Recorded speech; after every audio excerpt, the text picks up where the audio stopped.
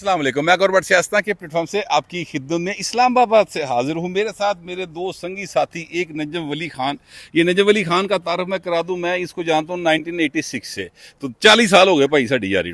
दूसरे ये जनाब हमारे साथ खड़े हैं चौधरी साहब, जवार चौधरी साहब। मैं माजरा चाहता हूँ, मैं नाम भूल गया, लेकिन ये मेरा यार है, ये मैं आपको बता दूँ। बड़े अच्छे तजिया निगार है दोनों, और हम इस वक्त इस्लामाबाद में मौजूद हैं। यहाँ पर हम आए थे कि ईरान अमरीका मुज़ाकरात होंगे। सारी दुनिया की नज़र ज़ाहिर इस्लामाबाद की तरफ है। असी भी भाजी लौर टुरे, असी क्या जाके इस दफ़ा असी भी जाके देखिए अपनी अखा के नाल, क्योंकि पिछली दफ़ा हुआ ये था कि हम नहीं आ सके थे और बहुत सारे लोगों ने बहुत सारी बातें की थी कि पता नहीं उसे की हो गया। किसी ने कहा जी बड़ा अच्छा इंतजाम था, किसी ने कहा बड़ा भैड़ा इंतजाम था, किसी ने साड़ पै गया कि सानू नहीं बुलाया, साडा ना क्यों नहीं आया कन्वेंशन सेंटर जोड़ा ने, असी उतों की काफ़ी क्यों नहीं पी सके।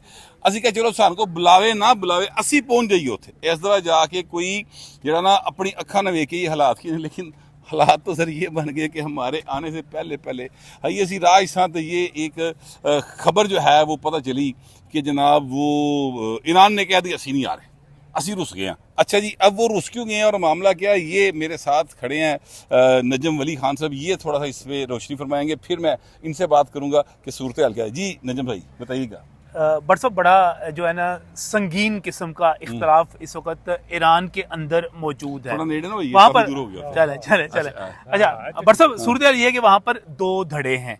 एक वो धड़ा है जो रिफॉर्मिस्ट कहलाता है, जो कि रिफॉर्म्स का हामी है, इस्लाहात चाहता है। उसमें प्रेसिडेंट जो है मसूद पज़ेश्कियान हैं, उसमें अब्बास इराक़ची हैं, और उनके मुकाबले पे दूसरा जो धड़ा है वो पासदाराने इनकलाब का है, जो मजहबी उनकी पूरा का पूरा सेटलमेंट है उसको रिप्रेजेंट करता है। ये जो सियासी लोग हैं जो इस्लाह पसंद हैं, वो चाहते हैं कि ईरान जो है वो एक सुलह करे, मुआहिदा करे, आगे बढ़े, वहाँ पर मुआशी तरक्की आए, वहाँ पर जो पाबंदियाँ लगाई हुई हैं वो पाबंदियाँ ख़त्म हो जाएं। लेकिन दूसरा जो धड़ा है वो इसको रिजिस्ट करता है, वो समझता है कि इससे हमारी आज़ादी के ऊपर हमला होता है। अच्छा, अब ये ना समझे कि दोनों आपस में कोई लड़े हुए हैं या आपस में कोई इनकी लड़ाई है, दोनों ही वलायत फ़क़ीह के नीचे हैं, लेकिन दोनों का नुक्ता नज़र अलग अलग है। इस वक्त सूरत हाल ये है कि वहाँ पर जो हावी हुए हुए हैं वो जो पासदाराने इनकलाब है वो है। आप ये देखिए कि उनका होल्ड बहुत ठीक ठाक किस्म का है, और जो सियासी कुव्वत है या सियासी लोग हैं, अगर चाहिए समझा जाता है कि जो पार्लियामेंट के स्पीकर हैं वहाँ के मजलिस के बाकर कालिबाफ, उनके बारे में समझा जाता है कि आमतौर पर स्पीकर जो होता है वो एक सियासी ओहदे के तौर पर आता है, लेकिन वो भी ज़्यादा पासदाराने इनकलाब के पास है। उनका प्रेशर बड़ा है और ईरान ये फैसला नहीं कर पा रहा कि उसने मुज़ाकरात करने हैं नहीं करने, किस कीमत पर करने हैं। आपका मैं अगर यानी मुख्तसर थोड़ी सी बात करें तो क्या मैं ये समझने में हक वो जाने वो आपकी गुफ्तगू से कि आपके ख्याल में ईरान जो है वो मुज़ाकरात नहीं करना चाह रहा और उसके अंदरूनी इख्तलाफात जो हैं वो मुज़ाकरात की राह में रुकावट है? जी, उसके अंदरूनी इख्तलाफात, वो शराइत जो हैं वो शराइत सख्त से सख्त आयद कर रहे हैं। हालांकि दूसरी तरफ ये कहा जा रहा है कि आप ये कह रहे हैं कि नाकाबंदी खत्म करें, तो ये बात आप मुज़ाकरात में जाकर भी कर सकते हैं। ये इनका नजम साहब का ख्याल है। और मेरे साथ खड़े हैं जनाब जवार चौधरी साहब। चौधरी साहब ये फरमाइएगा कि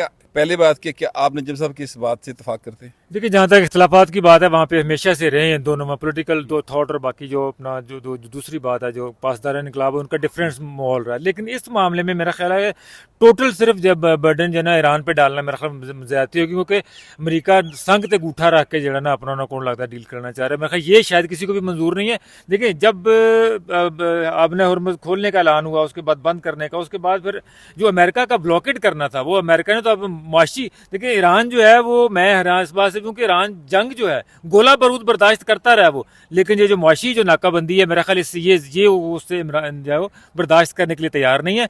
उनका मुतालबा मेरा ख्याल जायज़ है। जैसा कि खबरें भी आ रही हैं कि वहाँ पर डोनाल्ड ट्रंप साहब कंसीडर कर रहे हैं कि जो मुज़ाकरात शुरू होने की रास्ते में जो रुकावट एक आई है, जो अमेरिका ने ब्लॉकेट किया हुआ है, उसको खोलने पर राजी होते हैं, और हम पर उम्मीद हैं कि वो सेंस प्रिवेल करे। अगर ये मुज़ाकरात को मौका देना है तो फिर एक मरतबा खोल के देख ले, बाकी टेबल पे आके बाकी चीजें सामने हो जाएंगी। तो सिर्फ ईरान को अपना इस पर जिम्मेदार ठहराना मुनासिब नहीं है। अमेरिका का भी कसूर है कि उसने ब्लॉकेट किया हुआ उनका। नहीं, अमेरिका जो ब्लॉकेट कर रहा है तो आखिर उसकी क्या वजह, वो क्यों ब्लॉकेट कर रहा है? इसलिए वजह कर रहा है कि देखिए, अब वो कहता है कि जिनके बाकी अगर मुल्क दुनिया मुतासर हो रही है, उनकी इकोनॉमी नहीं चल रही, उनको तेल नहीं मिल रहा, तो फिर ईरान के जो फायदे उठा रहा है, ईरान जो हर दिन का 500-400 मिलियन डॉलर जो है उनकी अपने किटी में आ रहा है, तो कि ये भी हमने नहीं करने देना। तो अगर आप वो कह रहे हैं अगर किसी के लिए नहीं तो फिर ईरान के लिए भी नहीं, ये प्रॉब्लम है। ताकि उनको मजबूर करने के टेबल पे आएगा इस तरह करके। आप देखें। अच्छा, अब ये जो सब जो फरमा रहे हैं, मैं इसमें थोड़ा सा एक चीज़ ऐड करना चाहता हूँ कि अब से कुछ देर पहले आप जानते हैं कि हमारे फील्ड मार्शल जनाब आसिम मुनीर साहब जो हैं, उनके बारे में बताया जा रहा है कि उन्होंने बात की है अमेरिकी सदर डोनाल्ड ट्रंप साहब से, और उसके बाद अल जज़ीरा ने ये खबर दी कि जनाब डोनाल्ड ट्रंप जो हैं वो रिकन्सिडर कर रहे हैं वो जो नाकाबंदी की गई है उसको, फील्ड मार्शल के फ़ोन के बाद। ये उनकी तरफ से बाकायदा अल जज़ीरा पे खबर चल रही है। तो नजम साहब, आपके ख्याल में क्या वो अमेरिकी सदर अब नाकाबंदी ख़त्म कर देंगे? देखिए, अमेरिका के हवाले से पहली बात तो ये है कि मेरा इससे कोई इख्तलाफ नहीं है कि जिम्मेदारी एक पर नहीं डालनी, लेकिन चूंकि जो फरीक नहीं आ रहा, हमने तो उसको डिस्कस कर देना कि वो क्यों नहीं आ रहा। नहीं, अभी तक तो अमेरिका भी नहीं रहा। नहीं, अमेरिका तो तैयार है आने के लिए। आप उसको क्लियर कर दें कि ईरानी आ रहे हैं, वो बातचीत के लिए वो तैयार हैं। ये एक फैक्चुअल सी पोजीशन है, सबको पता है। अब आ जाएं इसके ऊपर। देखिए, वहां पे जो तकसीम है वो बड़ी खौफनाक किस्म की है। वो इतनी खौफनाक है कि मसूद पज़ेश्कियान जो कि वहाँ के सदर हैं, वो ऐलान करते हैं कि हम खलीजी रियासतों पर हमले नहीं करेंगे, वो उसकी माजरत करते हैं, लेकिन पासदारान इनकलाब उनके इस ऐलान को जूते की नोक पे रखता है, हमले जारी रहते हैं। अच्छा, अगर ये इख्तिलाफ हो गया। ये देखिए, अगर इसके अलावा मैं एक बात और आपको बताऊं कि अमेरिका के सदर प्रेसिडेंट ट्रंप ने हमले किए ईरान के ऊपर, और उनके इन हमलों के खिलाफ अमेरिका के 3000 शहरों के अंदर मुजाहरे हुए। 1 करोड़ लोगों ने प्रेसिडेंट ट्रंप के खिलाफ मुजाहरे किए। तो क्या अब मैं ये कह सकता हूं कि अमेरिका जो है उसके सदर के ऊपर ये प्रेशर आया? मैं, अगर आप बात पूरी करते हैं, मैं बाकी चीजों पे आना चाह रहा था कि बाकी क्या है। अच्छा, दूसरा एक और चीज हुई, आपको पता है अब्बास इराक्ची ने ऐलान किया कि अब नए हुर्मुज़ को खोला जा रहा है, और जाहिर है उस वक्त भी नाकाबंदी मौजूद थी, उस नाकाबंदी के बावजूद खोला गया, वो फिर बंद हो गई। यानी ये इंटरनल इनके जो फैसले हैं वो आपस में प्रेशर कर रहे हैं। लेकिन जहां तक अमेरिका की बात है, उस पर तो कोई इख्तलाफ है ही नहीं कि पहली बात यह है कि अमेरिका ने हमला गलत किया, और जो गलत हमला किया जब मुज़ाकरात हो रहे थे, आपने उसके दौरान उनको तोड़कर हमला कर दिया। दूसरी बात, ये इंटरनल इनके जो फैसले हैं वो आपस में प्रेशर कर रहे हैं। लेकिन जहां तक अमेरिका की बात है, उस पर तो कोई इख्तलाफ है ही नहीं कि पहली बात यह है कि अमेरिका ने हमला गलत किया, और जो गलत हमला किया जब मुज़ाकरात हो रहे थे, आपने उसके दौरान उनको तोड़कर हमला कर दिया। दूसरी बात, हमने ये देखना है कि अमेरिका किस हद तक कामयाब हुआ। देखें, वहाँ पर पहली बात यह कि अमेरिका वहाँ पर पहलवी ख़ानदान की हुकूमत नहीं ला सका। वहाँ पे जो रजीम चेंज जो उनका टारगेट था वो नहीं कर सका, पहली नाकामी। दूसरी नाकामी, मौजूदा हुकूमत को ये घुटनों के बल नहीं ला सका कि ये सरेंडर कर जाएं, ये भीख मांगें, ये गिर जाएं, ये नहीं कर सका। तीसरी उसकी जो नाकामी है, और बहुत बड़ी नाकामी है, वो ये है कि तमाम तर टेक्नोलॉजी, तमाम तर जदीद तरीन फौज, और दुनिया का 1/3 से ज़्यादा इनके पास, आप ये कहें कि फौजी जंगी बजट है पूरी दुनिया का जितना, उसका 1/3 तो सिर्फ अमेरिका का है। उसके बावजूद बरसब अमेरिका जो है अब नए हुर्मुज़ नहीं खुलवा सका। तो इन नाकामियों के बाद उसने भी बातचीत पर तो आना है, लेकिन दोनों तरफ जो सूरत हाल है मैंने उसका आपके सामने अच्छा रखा। ये जो सब ये देखिएगा कि अमेरिका की जो सदर हैं, ज़ाहिर है हमारे field marshal general Asim Munir साहब का जितना वो रिगार्ड करते हैं, वो ओपनली डोनाल्ड ट्रंप साहब की ये खूबी है, वो जिससे नाराज होते हैं खुल के बात करते हैं, जिससे वो राजी होते हैं उधर खुल के बात करते हैं।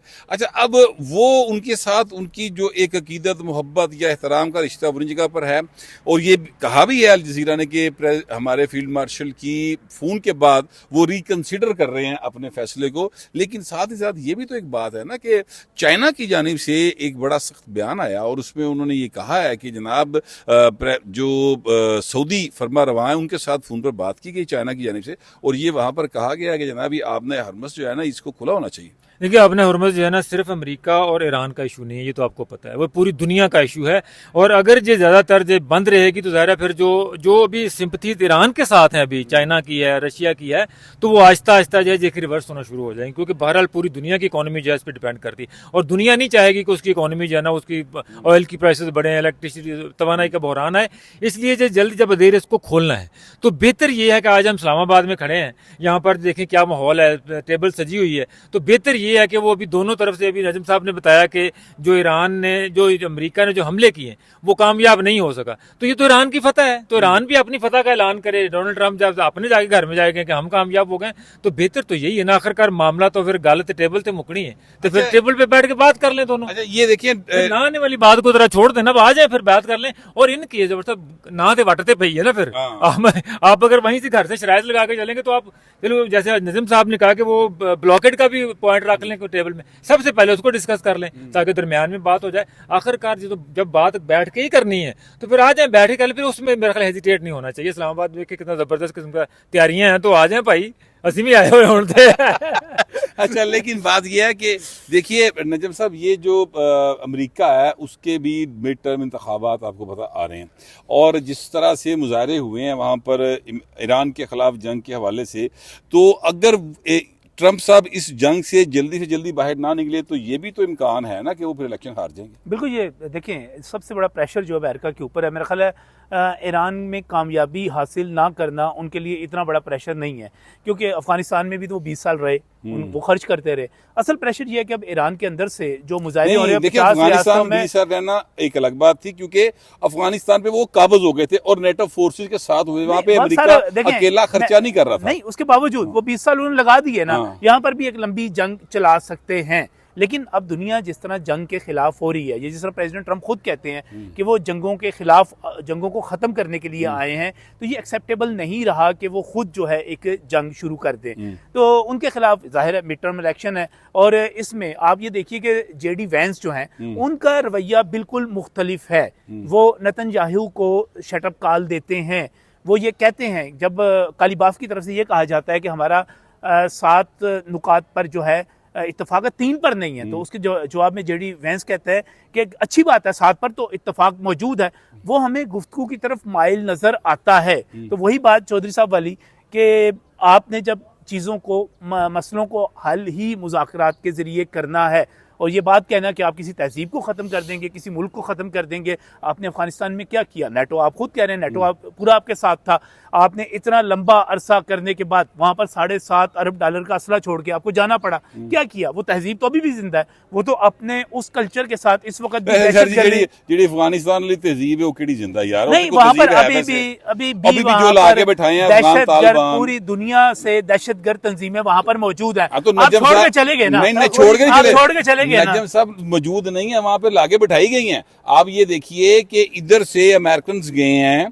और उधर से तालिबान आ गए हैं, इसका मतलब एक डील थी, और कोई नहीं जानता। ये तो मुआहिदा हुआ ना बाकायदा तौर पे, ये तो प्लेट में रख के पेश की गई ना। फिर ये तासुर तो नहीं दिया जाना चाहिए कि अमेरिका को जाना पड़ा, अमेरिका खुद गया, नहीं मर्जी नहीं जाना पड़ा का मतलब ये है कि आप क्या वहां से लेकर गए, आप ईरान से क्या लेकर जाएंगे? तहजीब आप नहीं खत्म कर सके। नहीं, ठीक बात, ये बात ठीक है, वो तहजीब खत्म नहीं कर सके, लेकिन ये वाली तहजीब कोई तहजीब नहीं आती, बदतहजीबी देखिए, ना खवातीन को पढ़ने देते हैं, ना बच्चों को पढ़ने देते हैं, वहाँ पर जो हालात है। मैं ये कह रहा हूँ अमेरिका ने हासिल क्या किया वहां से। अच्छा ये जैसा बताइएगा कि ये जो है, अब कल तो मुझे नजर नहीं आ रहा कि जो मुज़ाकरात होंगे, ठीक है, और आपके ख्याल में क्या इस वीक के अंदर मुज़ाकरात मुमकिन होते हैं, दिखाई देते हैं आपको? मेरा ख्याल है जैसे कि अभी खबर आई है, फील्ड मार्शल ने बात की है, और अगर अभी जो है वो अमेरिका ब्लॉकेट खत्म कर देता है तो इसका मतलब है कि फिर ईरान की वो शर्त जो है जो ना आने वाली वो खत्म हो जाएगी। तो ईरान अगर कंफर्मेशन दे देता तो फिर अभी अगर चल पड़ेंगे तो कल शाम तक, कल रात तक पहुंच जाएंगे, तो बुध को मुज़ाकरात हो जाएंगे,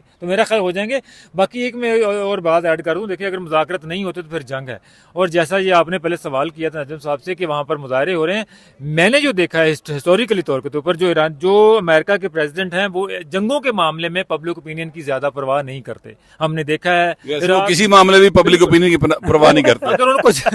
अगर उनको जंग लड़नी पड़ी तो किसी की भी परवाह नहीं करते सर, उन्होंने भूल जाना कि नहीं आ रहे। एक बात है, अगर ईरान ब्लॉकेट खुलवा कर आता है, अपनी शर्त मनवा के आता है, तो वो अपर हैंड के साथ आएगा। नहीं, अभी भी मैं आपसे गुजारिश करूंगा, अभी भी ईरान का ही अपर हैंड है। आप देखिए, आपने खुद कहा कि तमाम तक टेक्नोलॉजी के बावजूद आपने हरमस खुला नहीं सका। नहीं, मैं एक चीज यहाँ पर जरूर कहूंगा कि उस तमाम अपर हैंड के बावजूद मैं ईरान को अफगानिस्तान बनते हुए नहीं देखना चाहता भट्ट साहब, मैं वहां पर तबाही नहीं देख सकता। अच्छा, वैसे मैं आपसे गुजारिश करूं कि ईरान अफगानिस्तान नहीं बनेगा। ईरान जो है ना वो 9 करोड़ लोगों का मुल्क है और उसकी 16 लाख मरबा किलोमीटर उसका रकबा है सर मेरी, और 6000 साल पुरानी तहजीब है। इसी तरह की बात है ਤੁਹਾਡੇ ਵਰਗੀਆਂ ਗੱਲਾਂ ਕਰਕੇ ਅਫਗਾਨਾਂ ਨੂੰ ਮਰਵਾਤਾ ਹੈ। नहीं, अफगाना ਦੇ ਬਾਰੇ ਜਿੰਨਾ ਬੇਵਕੂਫਾਂ ਗੱਲਾਂ ਕੀਤੀਆਂ ਸੀ ਅਸੀਂ ਉਦੋਂ ਕਹਿੰਦੇ ਸਾਂ।